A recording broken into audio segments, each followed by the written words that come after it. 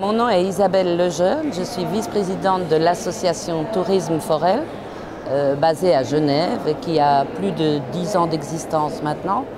L'association a été créée au départ pour faire promouvoir le tourisme responsable et très vite on a créé des projets concrets sur le terrain, notamment, et ça a démarré en Asie, au Cambodge, pour finalement partir vers l'Afrique, au Mali et au Sénégal.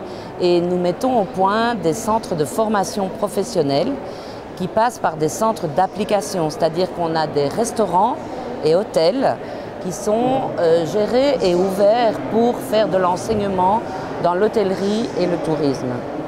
Parallèlement à ça, il y a une année et demie, on s'est aussi penché sur le problème de la souveraineté alimentaire et de tout ce qui concernait la nourriture, les produits et les services.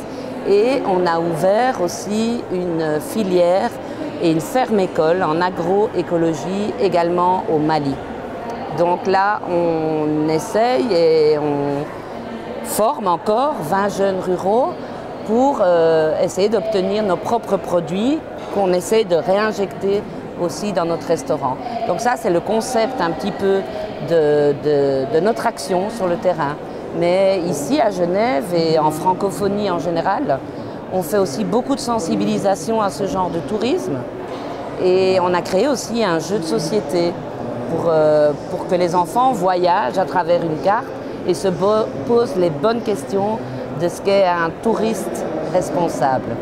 Et aussi une exposition photo thématique. Tout ça pour informer et trouver ce public et cet échange avec un tourisme autrement. Et est-ce qu'il y a un message ou un besoin particulier que vous auriez faire passer ici au CIGEF 2015 et au-delà? Alors le message il serait un petit peu trop long à expliciter. Le message, je pense qu'avec les années d'expérience et les initiatives qu'on a mis en place, je pense que l'avenir, c'est l'enseignement, c'est la formation professionnelle, c'est la place des femmes et des jeunes filles qu'il faut mettre au centre des projets. Et je pense aussi qu'il faut de plus en plus se pencher sur tout ce qui est maraîchage, agriculture. Et c'est vraiment nos champs d'action pour le futur et pour la jeunesse, aussi bien la jeunesse d'ailleurs que d'ici, la formation professionnelle. Et quel écho trouvez-vous entre votre engagement et Oriou? Je pense qu'Oriou donne une image neuve et dynamique de ce que peut être le réseau entre guillemets humanitaire et je trouve qu'ils arrivent à nous donner quand même des moyens qui sont professionnels, qui sont bien faits pour ne pas rester dans l'alternatif et l'associatif qui finalement reste un petit peu péjoratif.